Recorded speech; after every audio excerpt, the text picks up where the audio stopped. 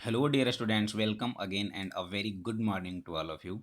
So, guys, thank you so much for your loving support, and thank you so much, guys, who criticize me so that I can improve my performance. And basically, guys, आज जो हम लोग पढ़ने वाले हैं वो है miners and cofactors, जो कि क्लास 12 अभी हम लोग डिटर्मिनेंट चैप्टर पढ़ रहे हैं। इसके पहले हम लोग ऑलरेडी मैट्रिसेस पढ़ चुके हैं। एंड मैं आपको ये बता दूं कि मैट्रिसेस के पहले जो एक्सरसाइज 1 है रिलेशन एंड फंक्शन, वो मैं इस प्लेटफॉर्म पे तो नहीं बताया हूँ यूट्यूब पे, बट अन अकेडमीज मैं आपको बता देना चाहता हूँ कि अन अकेडमी जो होता है, आप अपने मोबाइल में जो प्ले स्टोर होता है वहाँ से आप अन अकेडमी लर्निंग ऐप को इंस्टॉल करें। Then after sign in you can search me Vijendra Kumar Guddu.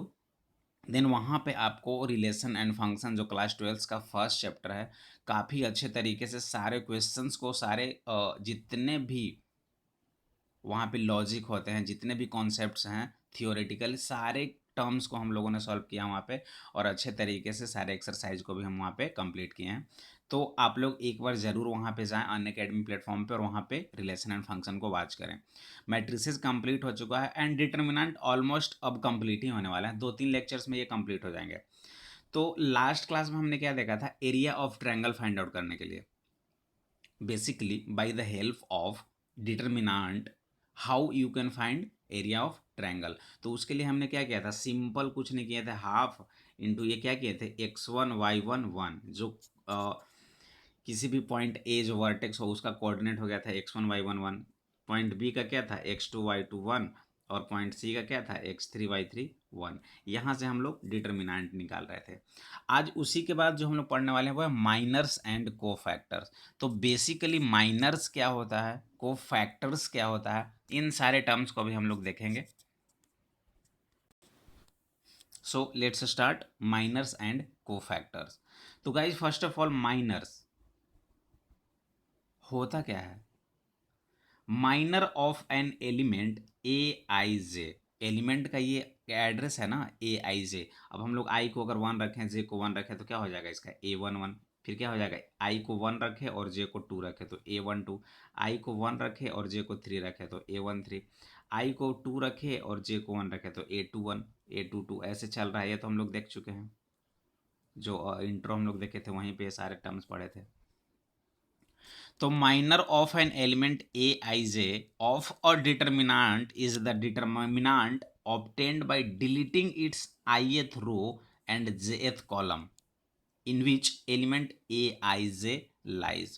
वही बोला जा रहा है, माइनर किसी भी एलिमेंट ए आई जे का माइनर वो कहलाता है डिटर्मिनेंट जो कि डिटर्मिनेंट से ऑब्टेंड होगा। जैसे कि सिंपल देख लो, अगर मैं बोलूं कि ये जो एलिमेंट 3 है ना, इसका माइनर क्या होगा, तो क्या बोला गया है, obtained by deleting its ith row. तो इसका आईएथ रो क्या हुआ, ये वाला रो हुआ। एंड इस जेएथ कॉलम, तो जेएथ कॉलम क्या हुआ, ये हुआ। अगर इस 3 का हम लोगों को माइनर निकालना है तो इसका आईएथ रो हम लोग डिलीट करें और जेएथ कॉलम डिलीट कर दिए, जो भी एलिमेंट्स रिमेनिंग बचा वो क्या कहलाएंगे, minor of this element. And minor of an element a I J is denoted by m i j. ये काफी इंपॉर्टेंट है, माइनर को हम लोग इंडिकेट करते हैं एम आई जे से। तो सबसे बड़ी बात है कि अगर इस डिटर्मिनेंट को हम लोग देखें, इस डिटर्मिनेंट को देखें, तो टोटल नंबर ऑफ माइनर्स कितने होंगे, देखो आप 1 2 3 4 5 6 7 8 9, means total number of minors 9 होंगे, 9 नंबर ऑफ माइनर्स होंगे। एंड वन मोर थिंग कि हर एक एलिमेंट का ना यूनिक माइनर्स भी होंगे। हम लोग टोटल नंबर ऑफ माइनर्स कितने बोल रहे हैं, 9, लेकिन इसका भी तो माइनर होगा। 1 का माइनर क्या हो जाएगा, 1 का जैसे ही माइनर निकालने के लिए बोलेगा तो ith रो को डिलीट करो और jth कॉलम को आप डिलीट करो, बचा ये। ठीक है, सिमिलरली तो माइनर ऑफ एलिमेंट अगर 7 हम लोग निकालें, माइनर ऑफ एलिमेंट 7, तो 7 को निकालने के लिए ith रो को डिलीट कर दिए और jth कॉलम को डिलीट कर दिए, बचा क्या 2 3 5 6, तो मैंने 2 3 5 6 लिखा। अब माइनर 7 जो था, इसका अगर पोजीशन की बात करें, माइनर 7 का अगर पोजीशन की बात करें तो क्या होगा, देखो ये रो 3 है और कॉलम 1 है, तो रो 3 दैट मीन्स रो 3 और कॉलम 1, तो क्या हो जाएगा A31। और अगर माइनर में लिखना है तो क्या हो जाएगा M31, और यही मैंने यहाँ पे लिखा है M31। माइनर ऑफ एलिमेंट 6 की बात कही जाएगी, ये वाली की बात, माइनर ऑफ एलिमेंट 6। तो क्या हो जाएगा, अब सबसे बड़ी बात है कि माइनर ऑफ एलिमेंट 6 को हम लोग डिनोट कैसे करेंगे। तो सेकेंड रो का ये एलिमेंट है और थर्ड कॉलम का ये एलिमेंट है 6, सेकेंड रो और थर्ड कॉलम, तो M23, यही तो हुआ यहाँ पे M23। अब माइनर ऑफ एलिमेंट 6 क्या हो जाएगा, ith रो को डिलीट करो, jth कॉलम को डिलीट करो आप, तो बचा 1 2 7 8, तो मैंने 1 2 7 8 लिख दिया। तो 8 माइनस 14 दैट मीन्स -6। तो माइनर समझ में आया कि नहीं आया। माइनर उसे बोलते हैं डिटर्मिनांट का, कि अगर सबसे बड़ी बात है कि अगर 3x3 ऑर्डर का रहेगा तो मेरे पास टोटल नंबर ऑफ माइनर्स कितने हो जाएंगे, 9। अगर 2x2 का रहेगा तो टोटल नंबर ऑफ माइनर्स कितने हो जाएंगे, 4। कौन सा देखो, A11 कहलाएगा, A12 कहलाएगा, A21 कहलाएगा और A22 कहलाएगा। ये सारे 4 माइनर्स हो गए 2x2 ऑर्डर का। अगर 3x3 ऑर्डर रहेगा तो 9 माइनर्स होंगे। एंड हर एक माइनर का अपना एक यूनिक माइनर भी तो होगा। इसका माइनर क्या हो जाएगा, इसको डिलीट करो, इसको डिलीट करो, ये पोर्शन बच गया। ठीक है ना। तो बात वही है जो हम लोग अभी तक पढ़ते आ रहे हैं, सारे कॉन्सेप्ट वही हैं, बस यहाँ पे नाम अलग अलग हो रहा है कि माइनर्स क्या कहलाएंगे और कोफैक्टर्स क्या कहलाएंगे। अगर माइनर आपको समझ में आ गया तो कोफैक्टर में आपको बिल्कुल भी टाइम नहीं लगने वाला। माइनर तो कंप्लीट हो गया ना। जैसे अगर 5 की बात करें, 5 का माइनर तो क्या हो जाएगा, पहले हम लोग देखेंगे 5 का माइनर ये डिनोट कैसे करेंगे। तो सेकेंड रो सेकेंड कॉलम, तो 5 जो होगा वो मेरा M22 होगा। और इसका माइनर निकालने के लिए इस रो को डिलीट करो, इस कॉलम को डिलीट करो, बचा क्या 1379। तो 1 × 9 9 माइनस 21 कितना हो जाएगा, -12। ठीक है ना। तो ये माइनर्स हो गए। अब मूव करते हैं हम लोग कोफैक्टर्स की ओर। तो कोफैक्टर क्या होता है, cofactor of an element a I J, cofactor of an element a I J denoted by capital A I J. Minor को कैसे डिनोट कर रहे थे, M i J, capital M i जे से डिनोट कर रहे थे माइनर को, बट कोफैक्टर को हम लोग कैपिटल ए आई जे से डिनोट करेंगे। और ये डिफाइंड क्या होगा, ये हम लोग पढ़ चुके हैं, -1। जैसे देखो ए आई जे अगर होगा तो -1 to the power i plus j और MIJ। जैसे यहाँ पे हम लोग देखते थे 3x3 ऑर्डर का जब डिटर्मिनांट रहता था, तो इस केस में अगर A11 का कोएफिशिएंट लिखना रहता था, A11 को लिखना रहता था, तो क्या करते थे A11, इसको लिखने के लिए क्या करना पड़ता था, सिंपल -1 टू द पावर जो 1 है ith रो और jth कॉलम, तो 1 + 1 तो 1 + 1, और फिर बचा हुआ जो पोर्शन रहता था ये सारे, ये पोर्शन ये वाला, तो ये जो बचा इसके लिए तो ये M11 ही हुआ ना, M11 ही हुआ ना, ये तो माइनर ऑफ A11 का माइनर ही तो हुआ ना, उसको हम लोग A11 से इंडिकेट करेंगे। तो वही चीज़ यहाँ पे लिखा हुआ है कि AIJ अगर कोफैक्टर ऑफ AIJ हमें निकालना हो तो क्या हो जाएगा, -1 to the power i plus j और MIJ, where MIJ is minor of AIJ। A11 is the minor of cofactor of, क्या हो जाएगा A11, इसका कोफैक्टर ही तो ये है ना। AIJ का माइनर क्या हो जाएगा MIJ, A11 है इसका माइनर क्या हो जाएगा M11। बात को गौर से समझिए, A21 जो एलिमेंट है इसका माइनर क्या कहलाएगा M21, बट A21 का कोफैक्टर क्या कहलाएगा कैपिटल A21, A11 का कोफैक्टर क्या कहलाएगा कैपिटल A21। बस इस बातों का ध्यान देना है। और जब भी A21 लिखा जाएगा A21, तो ये क्या हो जाएगा -1 टू द पावर, इन दोनों को ऐड करो 2 + 1, और A21 है तो M21 हो जाएगा। अगर यहाँ पे लिखा जाएगा A21 तो ये क्या हो जाएगा -1 to the power 2 + 1, -1 to the power 2 + 1 और M21। बस यही है और कुछ भी नहीं है, A21 और A21। A11 था यहाँ पे तो A11 हो जाएगा इसका कोफैक्टर, तो यहाँ पे क्या हो जाएगा 1 + 1 और ये क्या हो जाएगा M11। ठीक है ना। तो माइनर और कोफैक्टर में बेसिक डिफरेंस आपको पता चल ही गया होगा। अब सिंपल देखो, हम एक एग्जांपल से मैं आपको समझाने की कोशिश करता हूँ। Find minors and cofactors of all element of the determinant this. पहले कोफैक्टर हम लोग इसी मेथड से पढ़ेंगे, उसके बाद मैं आपको ट्रिक्स भी बताऊंगा डायरेक्टली कि अगर माइनर निकाल लिया आप ना तो कोफैक्टर्स में कुछ भी नहीं करना है। तो माइनर M11 जो होगा ये होगा A11 का माइनर है M11, A12 का माइनर है M12, A21 इसका पोजीशन क्या है A21, इसका माइनर क्या हो जाएगा M21, A22 इसका माइनर क्या हो जाएगा M22। देखो minor of A11 is called M11, minor of A12 is called M12, minor of A21 is called M21, minor of A22 is called M22। अब M11 निकालने के लिए क्या करना पड़ेगा, इसको हटाओ और इसको हटाओ, बचा क्या 3, तो मॉड में लिखा जाएगा डिटर्मिनेंट के अंदर 3, इसका वैल्यू क्या हो जाएगा 3। 1 2 जैसे ही 1 2 लिखा जाएगा 1 2, तो 1 2 ये पोर्शन हो गया, तो इसको और इसको हटा दो, बचा क्या 4, तो 4 हो जाएगा यहाँ पे। अगर माइनर ऑफ 821 लिखा जाएगा तो 821 पोर्शन ये है 2 और 1, तो ये डिलीट और ये डिलीट, बचा क्या 2, तो डिटर्मिनेंट के अंदर -2 था तो डिटर्मिनेंट के अंदर -2 लिखेंगे, ये वैल्यू क्या हो जाएगा -2। ऐसा नहीं कि आप मॉड समझ दो इसे 2 लिख दो, नो, ये डिटर्मिनेंट के अंदर का वैल्यू है और जो रहेगा वही लिखाएगा यहाँ पे। माइनर ऑफ A22 तो 3, इसके अगेंस्ट हम लोग ये रो हटा देंगे, ये कॉलम हटा देंगे, बचा क्या 1, तो क्या हो जाएगा 1। तो इस तरह से माइनर तो निकल गया सबका। अब को फैक्टर कैसे निकलेगा,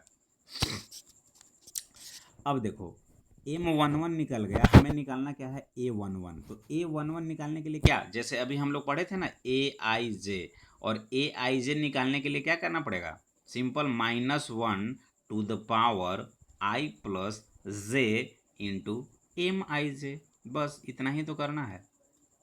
तो यहाँ पे अगर हम लोग देखें तो A11 निकालना है, को फैक्टर ऑफ A11 क्या हो जाएगा, A11 इक्वल टू -1 प्लस 1 और M11, तो -1 क्या हो जाएगा 1 ही रहेगा, और इंटू M11 तो मैंने निकाल रखा है यहाँ पे 3, तो क्या हो जाएगा को फैक्टर ऑफ A11 3।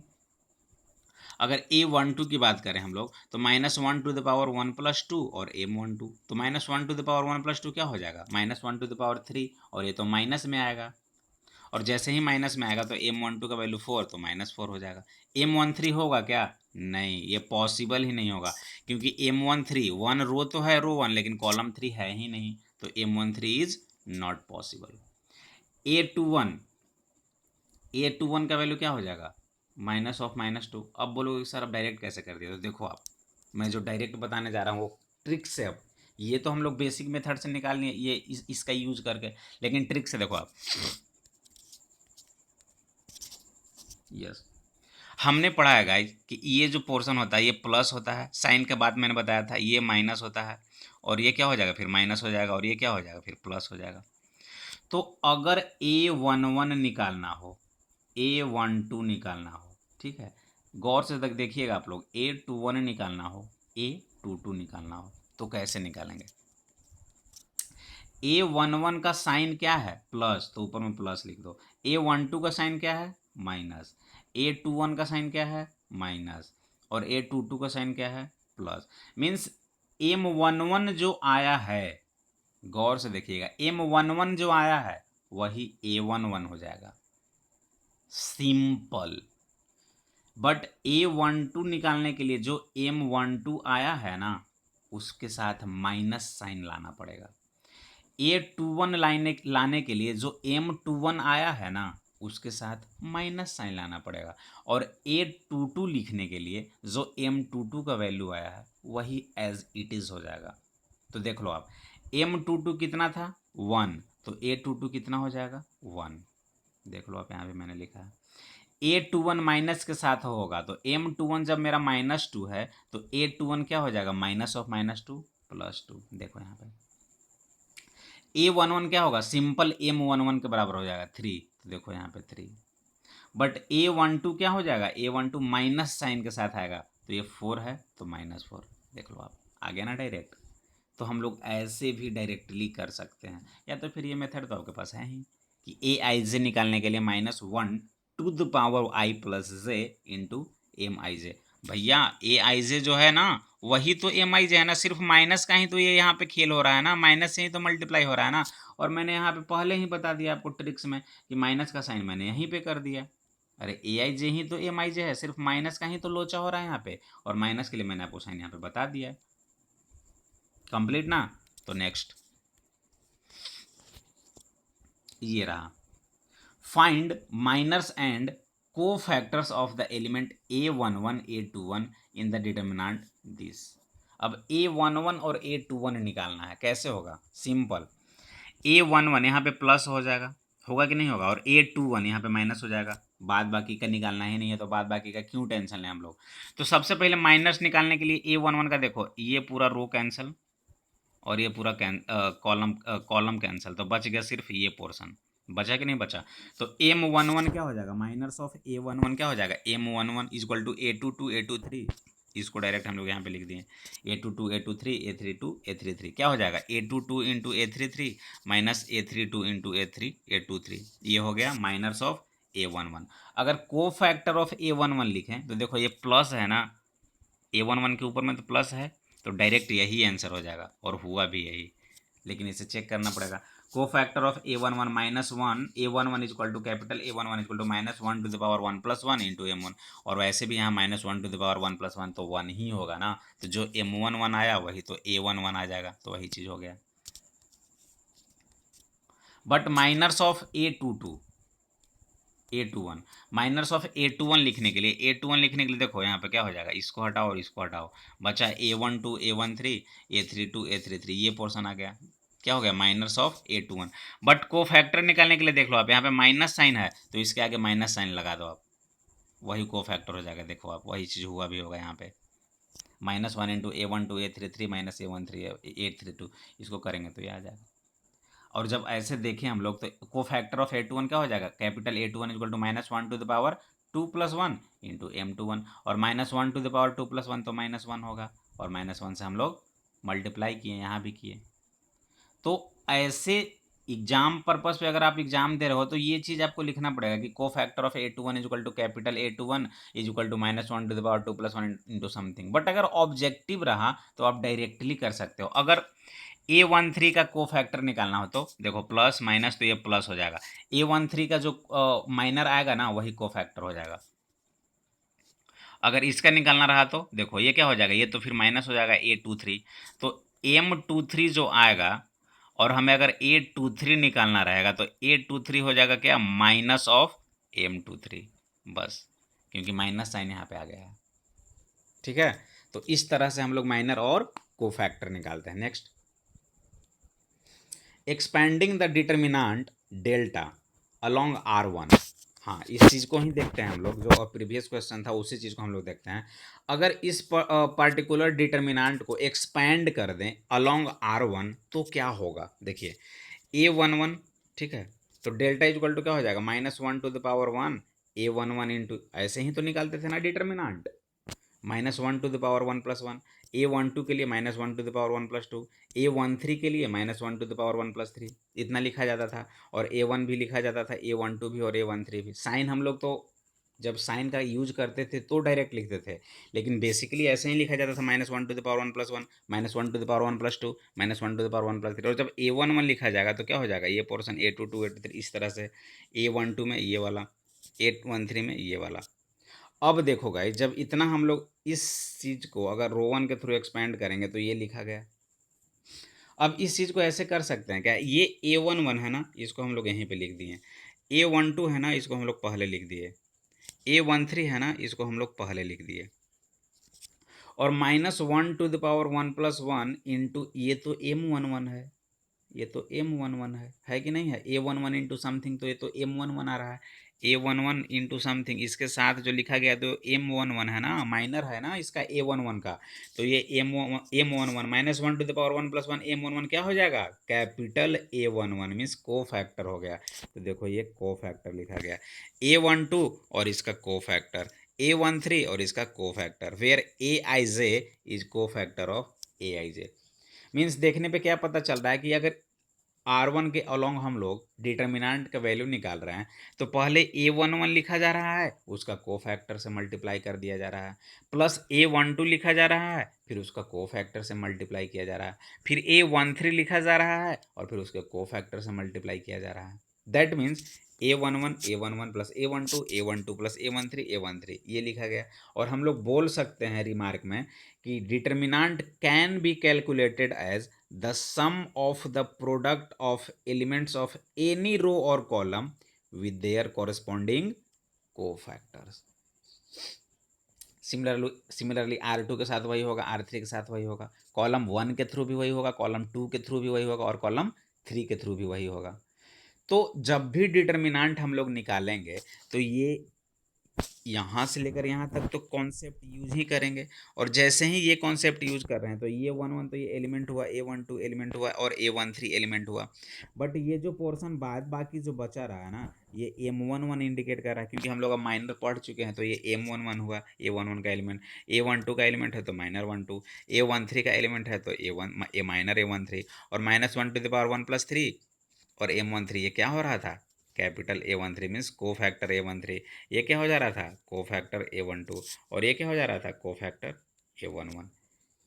तो जो आया था फाइनल वो क्या था, A11 into minor simple A11 element into cofactor of A11, A12 element into cofactor of A12, A13 element into cofactor of A13।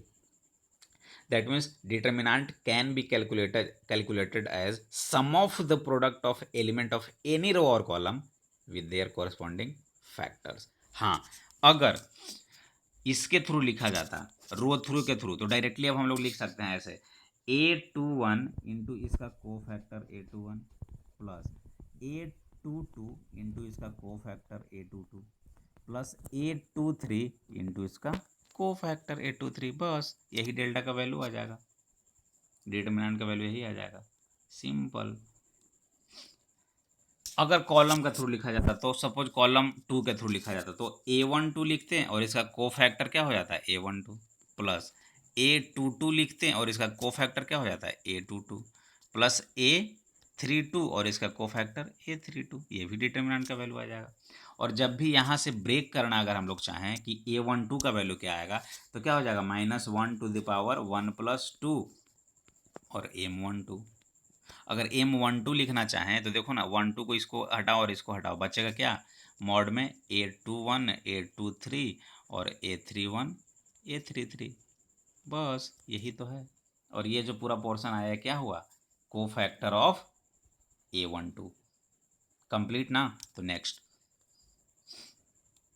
एक और note, if element of row और column are multiplied with cofactor of any other row.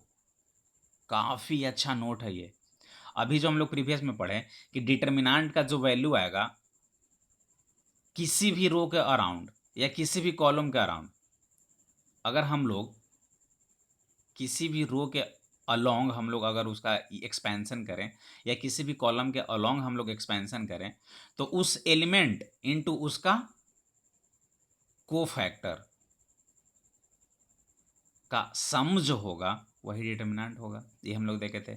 But यहाँ पे जो देख रहे हैं कि if element of a row और column are multiplied with cofactor of any other row और column then their sum is 0। Means अगर देखो आप एलिमेंट A11 का ले रहे हैं और कोफैक्टर हम लोग दूसरे का ले रहे हैं A21 का, एलिमेंट A12 का ले रहे हैं और कोफैक्टर दूसरे का ले रहे हैं A22 का, और एलिमेंट हम लोग A13 का ले रहे हैं और कोफैक्टर हम लोग A23 का ले रहे हैं, तो ये जो आएगा ना वैल्यू, ये ऑलवेज 0 आएगा। यही कॉन्सेप्ट यहाँ पे बोला गया है। और इस चीज़ को देखो आप, अगर एलिमेंट A11 ले रहे हैं, एलिमेंट A11 ले रहे हैं और कोफैक्टर इसका ले रहे हैं A21 का, प्लस एलिमेंट इसका लिए A12 और कोफैक्टर ले रहे हैं इसका A22। एलिमेंट अगर हम लोग 13 का ले रहे हैं और कोफैक्टर हम लोग ले रहे हैं इसका A23 का, तो ये जो वैल्यू आएगा ना, ये क्या हो जाएगा, 0 आ जाएगा। और यही चीज़ यहाँ भी लिखा हुआ है। ठीक है, प्रूफ देख लेते हैं हम लोग। जैसे A11 है तो A11 हो गया, A21 जो हो जाएगा ये तो यही रहेगा ना, A21 का वैल्यू -1⁻1+1 और ये वैल्यू। A22 क्या हो जाएगा -1⁻1+2 और ये। A23 क्या हो जाएगा -1⁻1+3 और ये। और जैसे ही इसको हम लोग सॉल्व करेंगे वो वैल्यू 0 आ जाएगा, क्योंकि दो ऐसा टर्म आ जाएगा ना, दो ऐसा रो आ जाएगा जो कि आइडेंटिकल हो जाएंगे, क्योंकि ये तो कोफैक्टर किसी और का है और ये एलिमेंट किसी और का है। तो यहाँ से कोफैक्टर अगर लेंगे तो ये भी तो इसके इक्वल ही आ जाएगा ना। फाइनल इतना छोड़ दो, आपको कभी भी वेरिफिकेशन नहीं आएगा, थियोरेटिकली प्रूफ नहीं आएगा। बस इतना जानने की जरूरत है कि इफ एलिमेंट ऑफ रो और column are multiplied with cofactor of any other row और column then their sum is 0। Complete. तो इसके आगे एक और एग्जाम्पल देखेंगे और उसके बाद हम लोग एक्सरसाइज की ओर मूव करेंगे।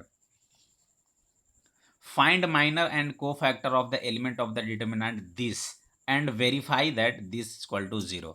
सबसे पहले वेरीफाई देख लो आपकी सही है या नहीं। A11 है और A31 है, A12 है और A32 है, A1 हाँ ये तो होगा ही, क्योंकि एलिमेंट कुछ और लिया जा रहा है और को फैक्टर किसी और का, एलिमेंट कोई और को फैक्टर किसी और का, एलिमेंट कोई और को फैक्टर किसी और का। तो ये तो डायरेक्टली जो अभी हम लोगों ने नोट पढ़ा वो तो डायरेक्टली 0 ही हो जाएगा, कि अगर एलिमेंट किसी और रो का लिया जा रहा है उसका मल्टीप्लिकेशन अगर कोफैक्टर किसी अदर रो के साथ किया जाता है तो डिटरमिनेंट का वैल्यू क्या हो जाएगा 0। तो ये तो सही है 0 ही होगा। फिर भी अब हम लोग माइनर देखते हैं। अगर 2 का माइनर देखने लगे हम लोग, एलिमेंट 2 का माइनर मीन्स M11, ये पोजीशन M11 होगा, ये M12 M13 M21 22 23 M31 M32 M33। तो M11 जो होगा इसको हटाओ और इसको हटाओ, बचा क्या 0 4 5 -7 और ये वैल्यू आ गया -20। M12 सिमिलरली निकालेंगे हम लोग -46, M13 निकालेंगे, M21 निकालेंगे, M22 M23 M31 M32 और M33 आराम से निकाल सकते हैं। अब तो इतना जान गए हैं। अब डायरेक्टली अगर हम लोग थियोरेटिकली देखें तो A11 निकालने के लिए क्या करना पड़ेगा, A11 निकालने के लिए हमें क्या करना पड़ेगा -1⁻1+1 इंटू M11 और ये क्या हो जाएगा -20। या डायरेक्टली देखो M11 क्या हो जाएगा, जैसे ये कॉन्सेप्ट था ना, चलो उतना क्यों करना, ये क्या हो जाएगा प्लस माइनस प्लस, तो ये हो जाएगा प्लस, ये हो जाएगा माइनस, ये हो जाएगा प्लस, ये क्या हो जाएगा माइनस, ये हो जाएगा प्लस और ये हो जाएगा माइनस, फिर ये क्या हो जाएगा प्लस, तो ये हो जाएगा प्लस, ये हो जाएगा माइनस और ये हो जाएगा प्लस, यही हो गया साइन।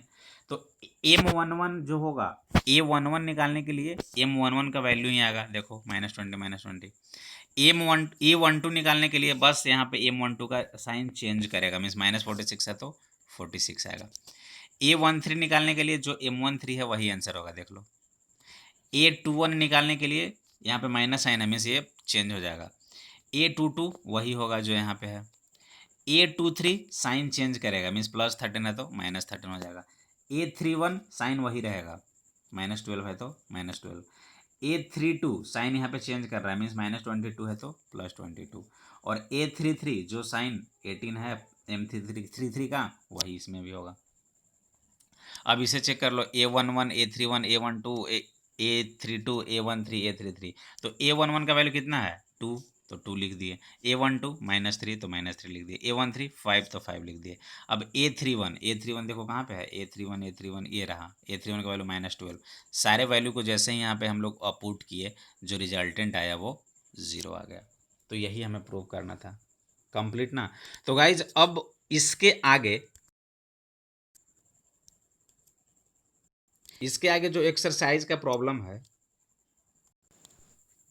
वो हम लोग नेक्स्ट वीडियो में देखेंगे। तब तक के लिए thank you so much, have a nice day, bye bye. मिलते हैं हम लोग अब नेक्स्ट वीडियोज में नए एक्सरसाइज के साथ।